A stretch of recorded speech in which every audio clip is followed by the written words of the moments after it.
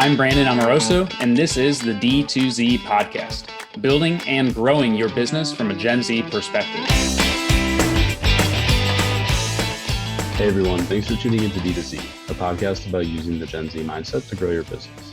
I'm Gen Z entrepreneur Brandon Amoroso, founder and president of Retention as a Service agency, Electric, as well as the co-founder of Scaleless. And today I'm talking with Barada Sahu, who's the CEO of Mason, which builds an AI shopping engine to power hyper-personalized customer journeys for brands and retailers. Thanks for coming on the show. Well, thank you for having me, Brandon. It's good to talk to you. I love some parts of your journey and what you've kind of built along the way. So hoping to have a great chat. I appreciate it. Well, before we dive into things here, can you give everybody just a quick background on yourself? Yeah, so I kind of talk about myself personally as one of those folks who started out in engineering and became an accidental entrepreneur along the way. I love building things. I love tinkering around and creating products and software for all kinds of builders. Along the way, this happened to be one of those problems that kind of stuck along. As this company called Flipkart in India, that's kind of built this e-commerce marketplace in India. This big giant, they've kind of few different product lines now, but as building out the revenue infrastructure over there, a large part of what drives personalization for brands, how do you monetize some of these brand real estate, how do you ensure that consumers stay engaged on the platform. And as we're building that, I realized that a large part of it was understanding consumers and understanding what data they kind of share with you to personalize the experiences that you deliver for them. And that's really what was at the heart of how we kind of did it over there. And as we're doing that, I realized lot many more brands in the world, lots many more creators in the world were launching their own storefronts, launching their own products. They lack this infrastructure for them. They lack software which can really help them with that today. And while Shopify has done a great job in terms of helping brands come online, but really running it on an everyday basis, as you speak to lots of brands, you realize that it's an always on job. You kind of got to keep on doing it. And so I said that, good problem for us to kind of help brands with, seeing that firsthand. Maybe some of these learnings we can bring them to brands. And that's really been also the story of me coming out and doing a little bit of Mason. And like you said, we're building this AI shopping engine, which helps brand automate a bunch of the storefronts, helping you personalize experiences for your consumers, essentially driving more conversions, more revenue for your stores. And what made you want to ultimately, take the leap to, doing your own thing and giving it a shot on your own? Yeah, I kind of worked across the world. I worked in the US for a while. I worked in Europe for a while. I worked in India for a while. But in India, and especially in the place that I was at, Bangalore, there was this very vibrant, thriving startup ecosystem. And everybody just wanted to jump out and do their own things. And it's very infectious. Oftentimes, when you're in an ecosystem of that kind, you kind of see people trying out new things, building out products, launching these products, not just built for local markets, but for global markets. And it's super infectious. So that's one of those bugs that kind of bit me as we were kind of doing it. And then with Flipkart, we had seen it firsthand. Flipkart was one of those homegrown startups from India, which had gone and made it big in the global space. And so this was one of those things that kind of really propelled us to kind of say that, hey, we can dream big, we can try out something on our own, take on some of these problems and make them work for everyone else. And we had seen that we could build software that could really rank amongst the best in the world. That's one of those definite things, but it was also about the people around me, honestly speaking. It was not just me personally stepping out. We stepped out together as a team. There was this bunch of 4 or 5 folks together. And oftentimes, the way that you kind of do things is that you do them with the people around you. And there were these 3 or 4 of us together as a founding team who really loved working together with each other. And we said that, you got to do this on our own. We got to try something on our own and give this a shot. So that's been one of those things, working with people that I really loved working with. And then obviously this infectious energy of, going and doing something and making a big impact on the world around. So yeah, that's really been the driving force behind.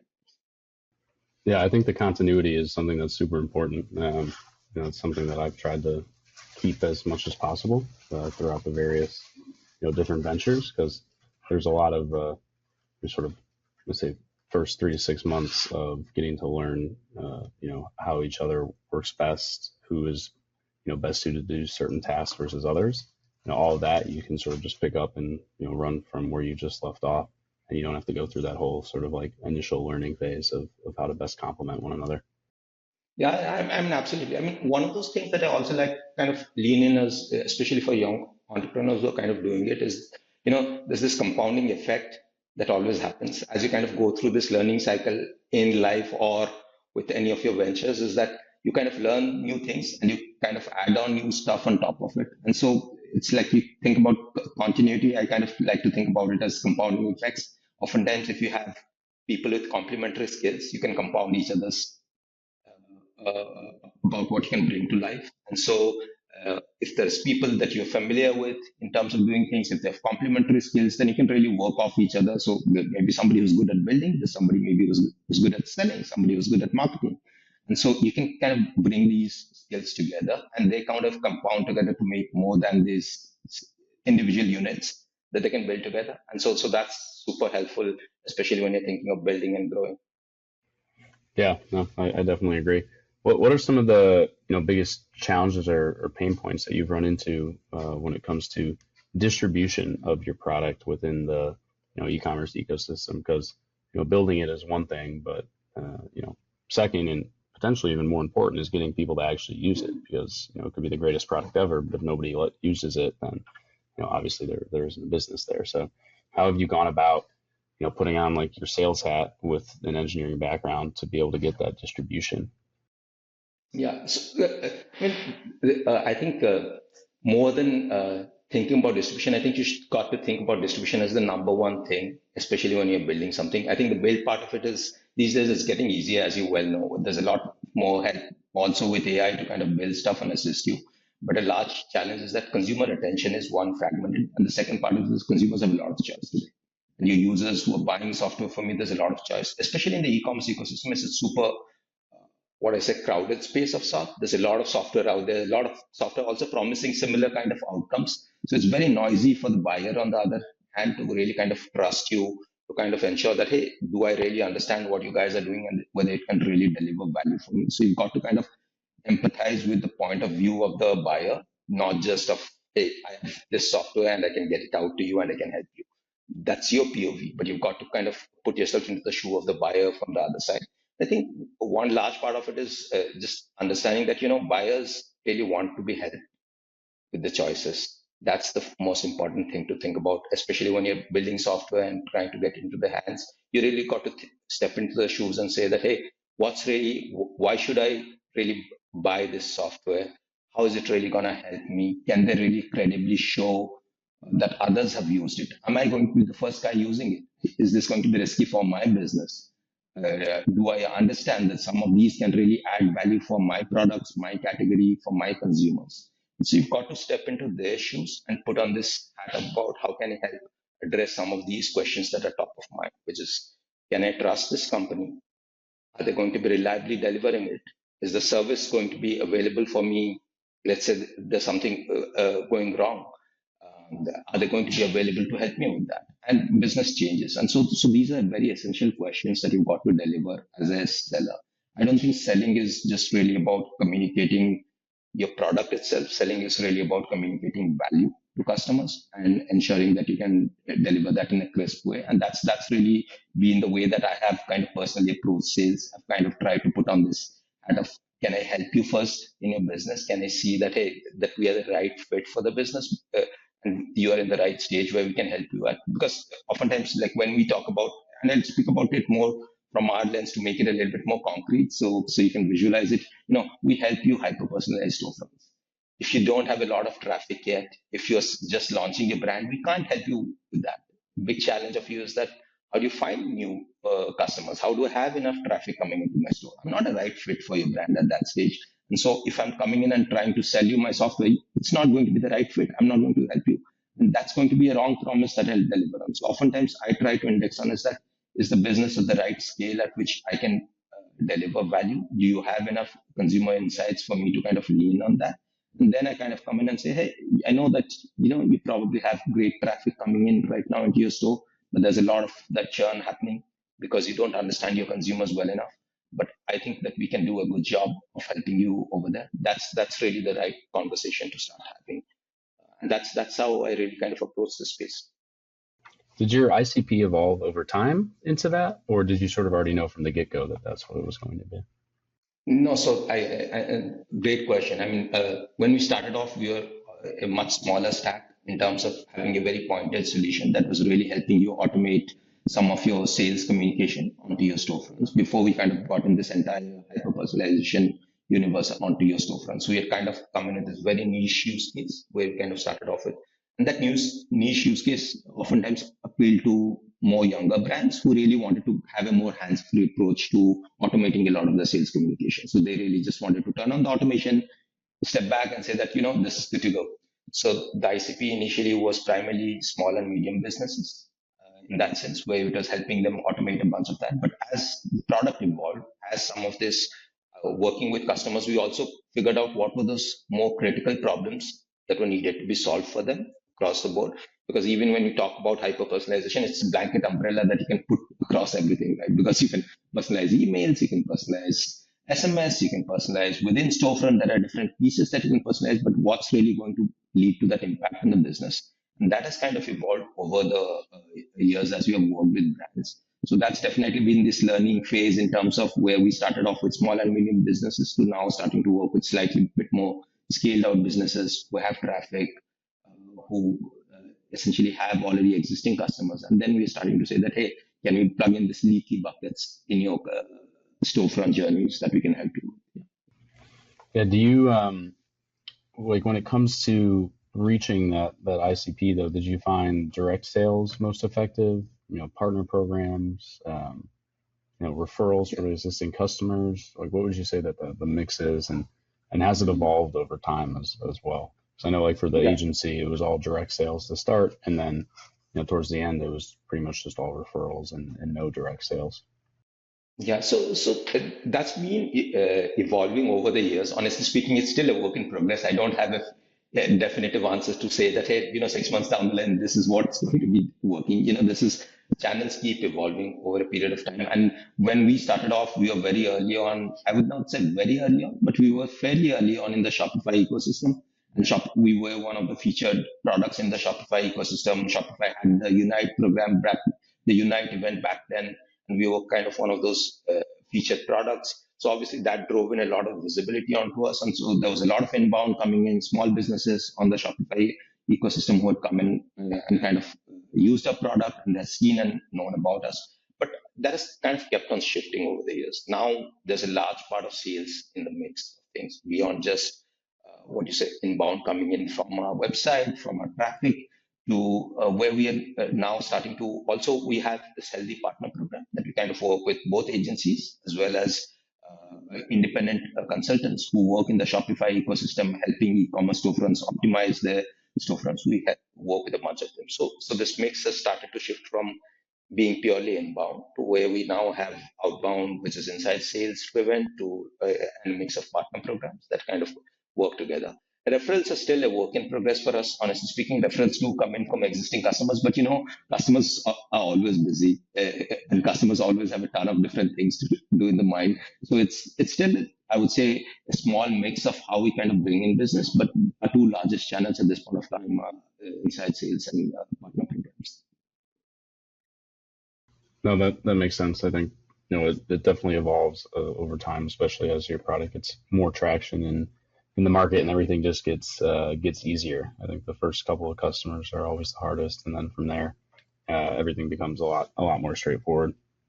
Yeah. Aside from on the acquisition side of things, when it comes to customer retention, were there any hiccups or things that you didn't expect on that side of the coin? Once you onboarded them and were servicing the merchants. I mean, I assume it wasn't all 100% smooth, the entire time. What were some of the, sort of gotchas that you ran into as you started to scale that team? One is that you don't anticipate the amount of effort that it takes to kind of make things successful. And especially when you're shifting your ICPs, the kind of effort that it needs to make these different ICPs successful is also very different. For example, when you're a very self-serve product, working with small and medium businesses is purely about ensuring that the product is well done, it's easy to understand, and people can activate things on their own. So it's more about the product experience of such. But as your product evolves in its capability, oftentimes consumers and brands would not have enough of the attention to do completely everything by themselves. They need that assistance back in from you. So from a retention standpoint, it's also ensuring that you have service and support to help them activate some of those things, understand how these things work and how they benefit your storefront. And that's not always been a smooth journey for us. I mean, and this journey has not always been smooth. We work with a lot of different brands in the mid-market space, but they're also globally spread out. Some of them, there's both language barriers in some sense. While there are English-speaking geographies, there are also folks from Europe who speaking French and German. We do not have people who can service them in the same language. That's been one of those language barriers that we have had to overcome and kind of deal with. But beyond just that, it's also ensuring that, understanding their business in full. And oftentimes when you have people on the service side of things, as a founder, you only have so much time. Probably you're building both the product as well as selling, but there's also servicing and ensuring that they're successful with the product, not just using leaving them to it.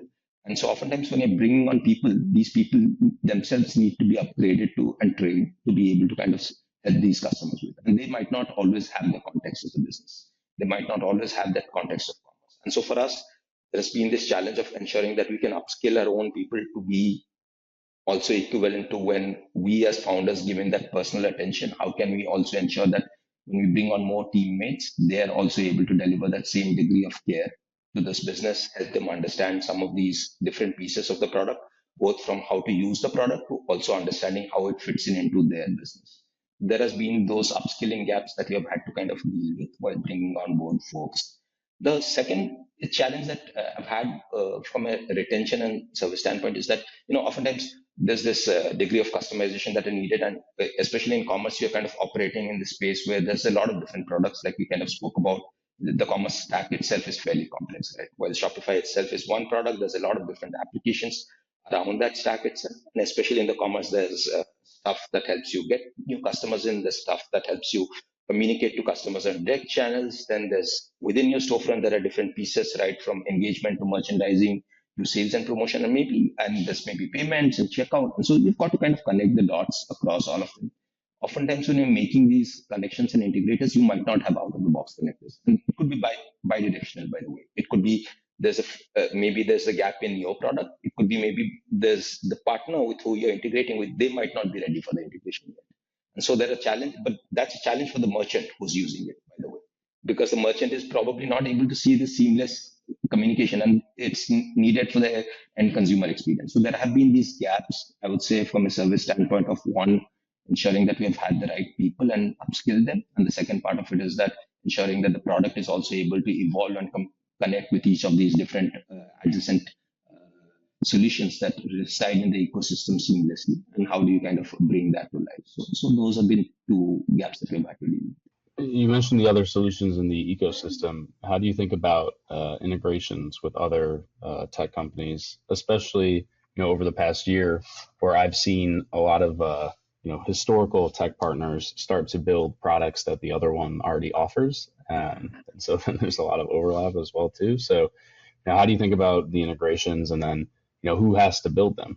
Is it you? Is it the other party? Because I know, in the case of the Shopify, for example, obviously the other party is building it because they're the 800-pound gorilla.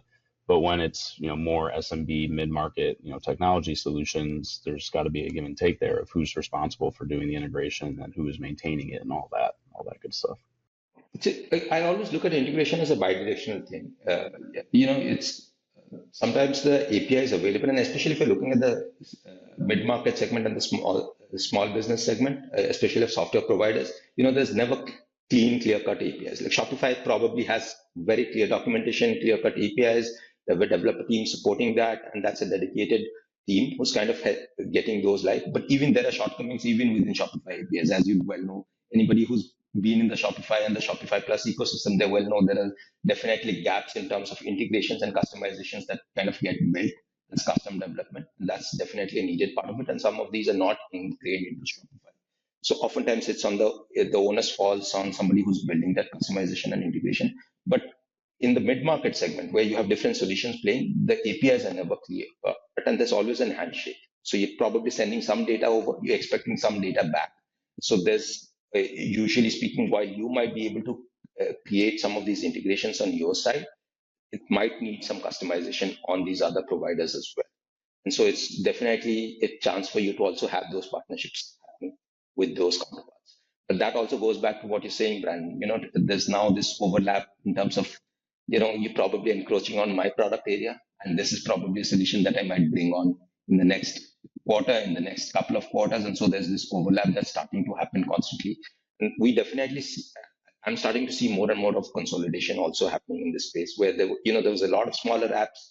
They're now starting to come together, be more consolidated, or there are bigger agencies who are really coming in and saying that, hey, we can completely create a bespoke stack for you and just ensure that you own all of this software yourself, right? And we can help you manage that. So I definitely see that's been a trending movement across. And this is not just on Shopify, by the way. This happening across the board, no matter which platform you're built on, whether it's Salesforce, Magento, BigCommerce. I'm seeing more and more consolidation happening across the space. That's definitely been a trend where there's more software which is kind of either getting aggregated under a single umbrella, or there are bigger agencies who are saying that, hey, we'll create this bespoke stack. Yeah, I think the bespoke is something that we try to stay away from as much as possible. There's definitely was a tendency for merchants to want to build versus buy for a certain time there, and in some cases it made sense. But as products continue to evolve more and more, and features that may have been lacking a couple of years ago are now sort of table stakes within the products. A lot of merchants have sunsetted their custom solutions. I think the easiest example is like the quizzes that they would build 4 or 5 years ago. Spend a bunch of money with like a custom dev team, built a quiz, it would break all the time.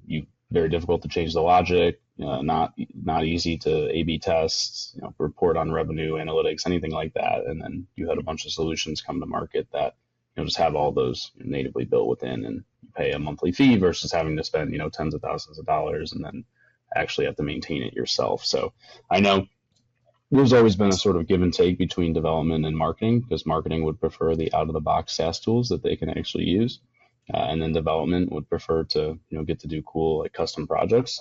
But also, if those aren't happening, then you don't really have a job. So I can see both sides of the dilemma there.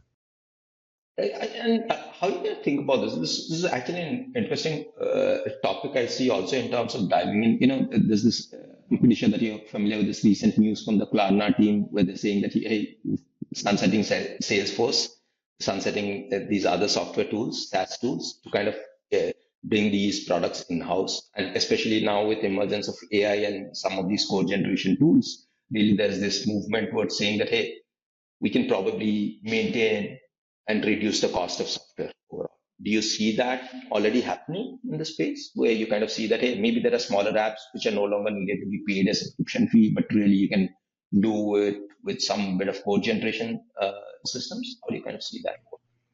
Yeah, I've been seeing a movement towards consolidation where, maybe there's another platform that has released a product like reviews, for example, and it might not be as great as the current solution you're using, but it's good enough, and you're going to save a bunch of money by making that transition, and you'll get the benefit of having everything just within one platform in terms of easy use, analytics, all that other stuff. So we've definitely seen that more and more, especially email and SMS, not having those in two separate platforms, and then these quote unquote super apps are definitely getting wider in terms of the products that they offer. Yapo has email now, SMS, reviews, loyalty, even subscriptions. Obviously, each product is more mature or less mature than the other. The subscriptions product is obviously not Recharge. The email product is obviously not Klaviyo yet, but it definitely services a certain ICP, and over time it'll just get better and better. So I think more and more solutions are headed that path for two main reasons. One being that the investors and the money that they have in the business is asking where is the growth going to come from. Some of them who are really large at this point are running into just the fact that the Shopify ecosystem, the TAM is only so large. So Right. like if you're a recharge and you already have every Shopify brand using you for subscriptions, how do you go and make more revenue? You have to, Right. create new product offerings or expand outside of the Shopify ecosystem. But I haven't seen a ton of success with that in any of the Shopify apps because, there's not a ton of merchants that are low hanging fruit that aren't on Shopify already.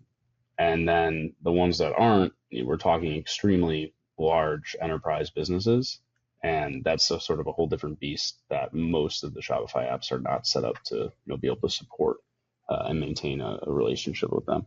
So Yeah. I think that's one component. And then also merchants are just asking, for additional features and capabilities within the tools that they're already using. So those two sort of combined have definitely pushed things along towards consolidation.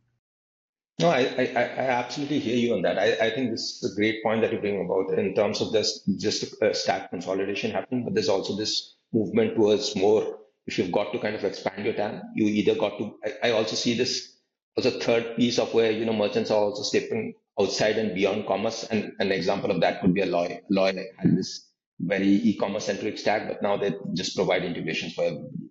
And so I'm also starting to see there are these Shopify initially products which are kind of started off with the Shopify ecosystem maybe, but just looking beyond Shopify to kind of provide their software to other adjacent use cases. And an example could be, hey, okay, you're building storefronts, but you could be building websites as well, right? And so if you're a storefront builder, you could become a website builder, and you could probably look at other adjacent use cases as well.